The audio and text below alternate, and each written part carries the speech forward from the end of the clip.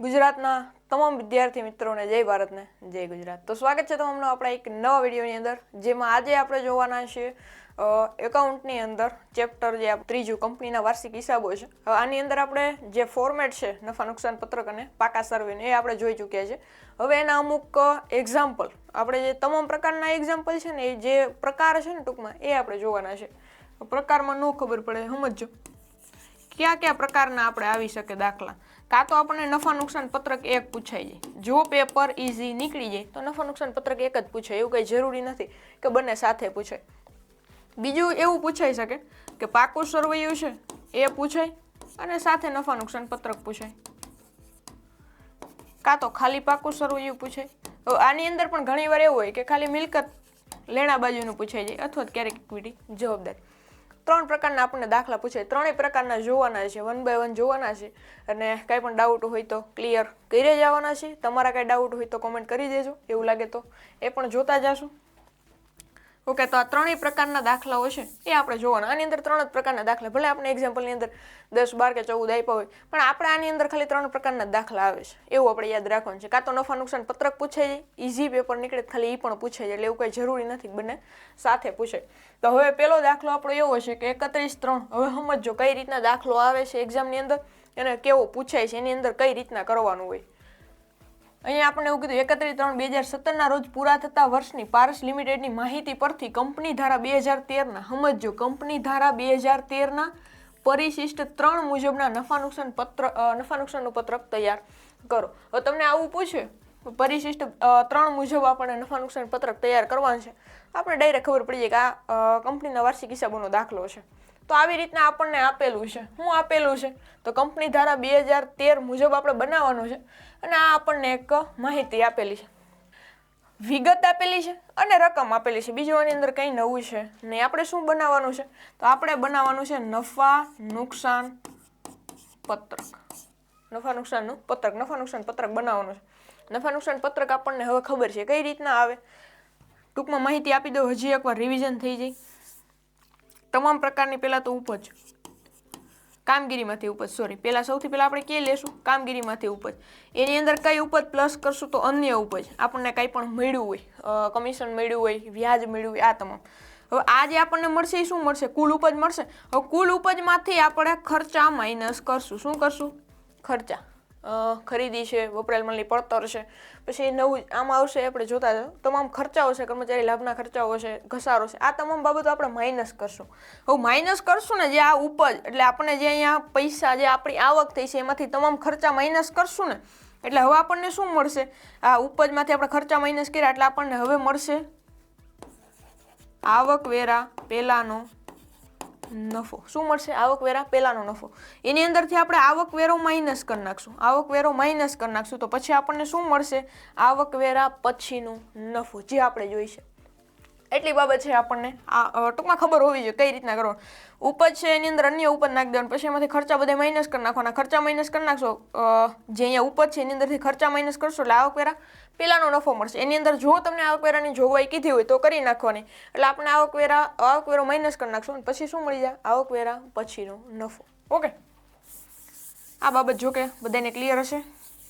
પેલો પાર્ટ હશે, પેલો વિડીયો છે એનો જોયો તો જોઈ લેજો, એની અંદર તમામ ફોર્મેટ છે આપણે 1 by 1 ડિટેલમાં સમજાવ્યું છે।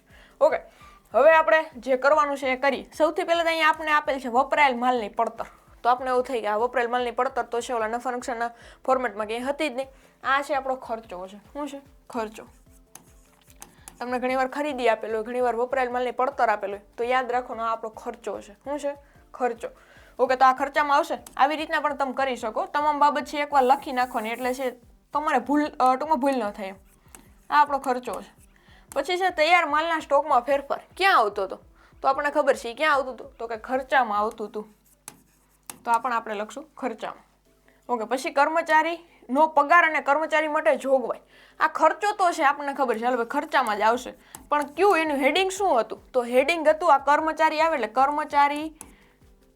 કર્મચારી લાભના ખર્ચા, કર્મચારી લાભના ખર્ચા એની અંદર આવશે। પછી આવે વેચાણ, હવે આપણે વેચાણ કર્યું છે તો એ આપણું શું થશે, વેચાણ ક્યાંય એવું તો ડાયરેક્ટ આગળ જ એવું હતું ને, આપણે ઉપજની અંદર શું આવશે, કામગીરીમાંથી ઉપજ, ઓકે, કામગીરીમાંથી ઉપજ સૌથી પહેલું વેચાણ હતું, અને જો વેચાણ પરત હશે તો માઇનસ કરશું. ખરીદી આપેલી હોય, ખરીદી પરત આપેલું, ખરીદ પરત આપેલું હોય તો આપણે માઇનસ કરશું. ઓકે, અહીંયા આપણે જોઈએ. એના પછી ચૂકવેલ વ્યાજ. આપણે વ્યાજ છે કોઈને ચૂક્યું તો આપણા માટે શું થાય? આપણે કોઈને વ્યાજ છે ચૂક્યું તો આપણા માટે શું થઈ જાય? ખર્ચો થાય. એ કેમાં આવશે?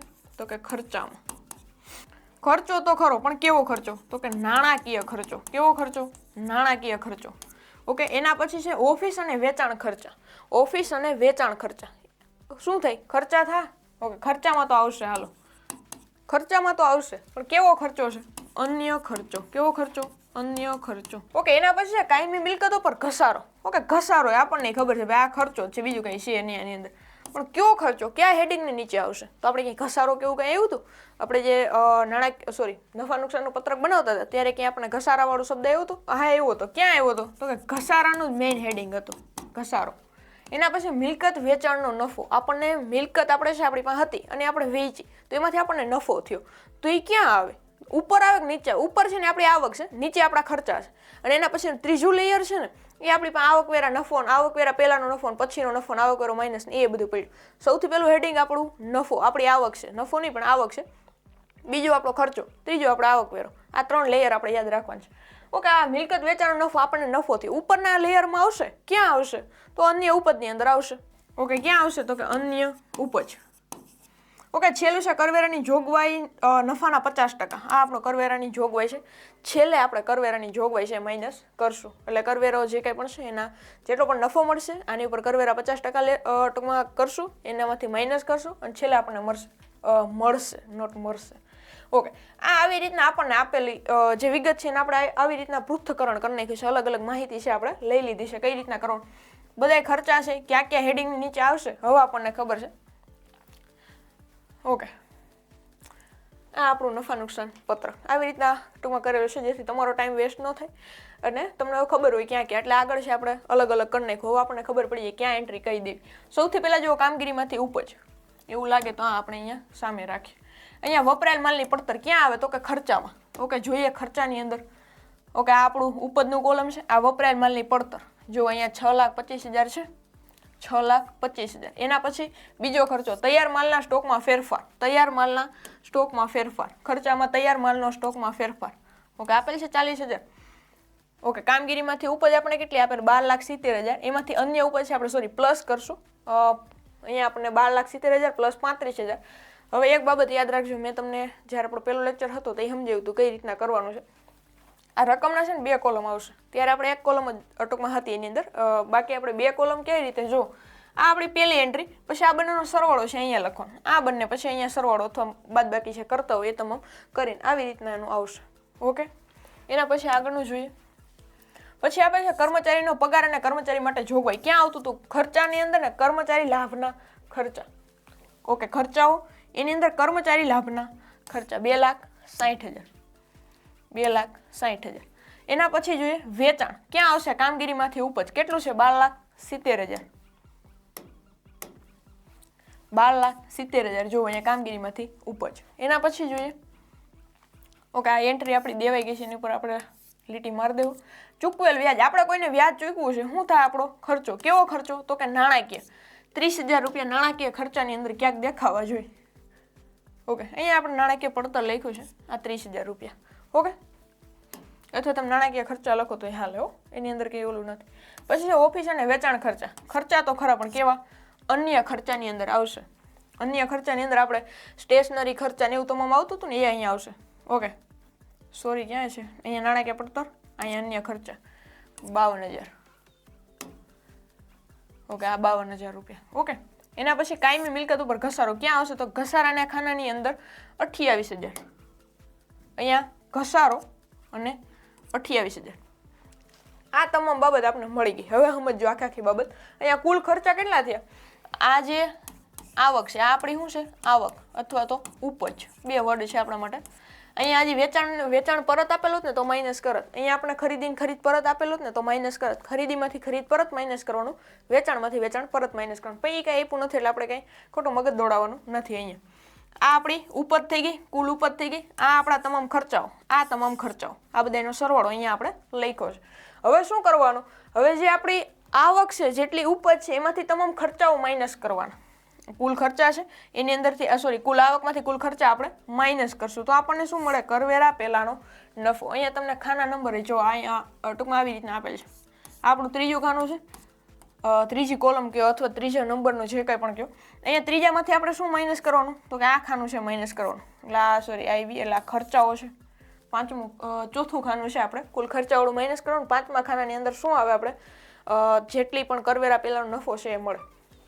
ન સમજાય ત્યાં જો કુલ આવક અથવા તો ઉપજ છે આની અંદરથી કુલ ખર્ચા છે એ માઇનસ કરો એટલે આપણને આવક વેરા પહેલાનો નફો મળે. જે મળ્યો ક્યાં મળ્યો?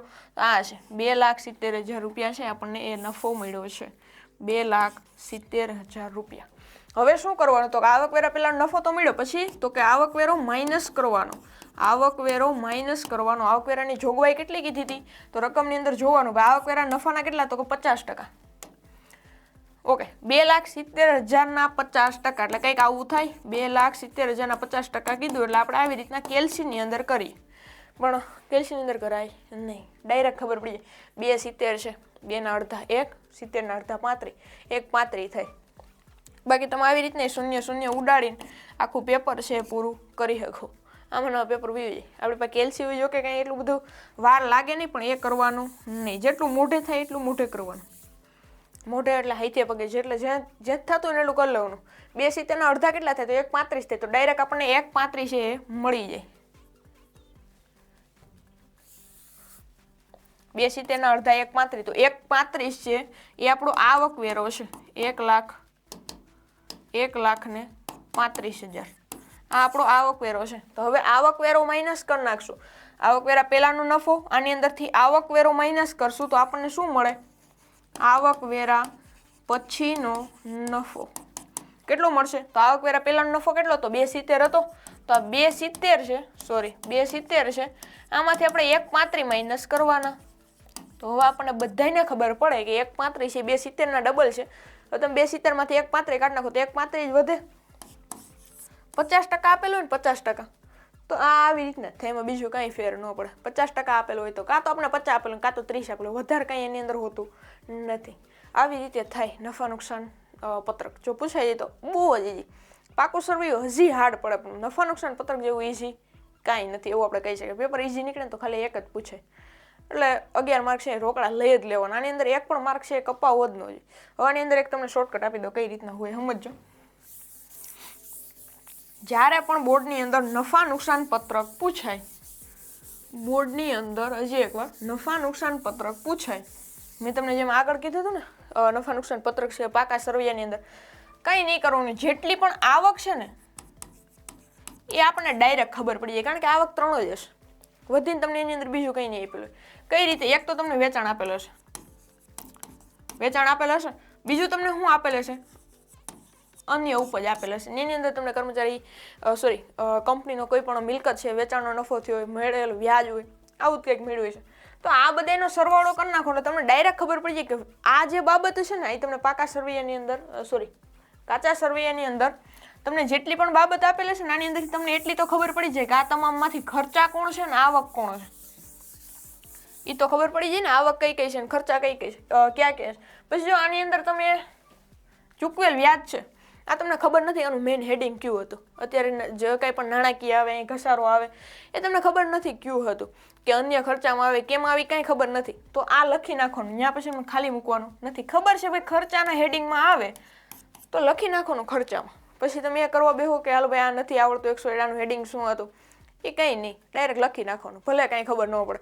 અને નાણાકીયમાં આપણને ખબર પડે કે જેટલું પણ નાણાંનો વહીવટ થયો છે બધું નાણાકીય પડતરમાં નાણાકીય ખર્ચાની અંદર આવશે, બીજે ક્યાંય આવે નહીં. સ્ટેશનરીના એવા કોઈ નાના મોટા ખર્ચા થયા હોય તો એ કેમ આવે? તો કે અન્યમાં આવે.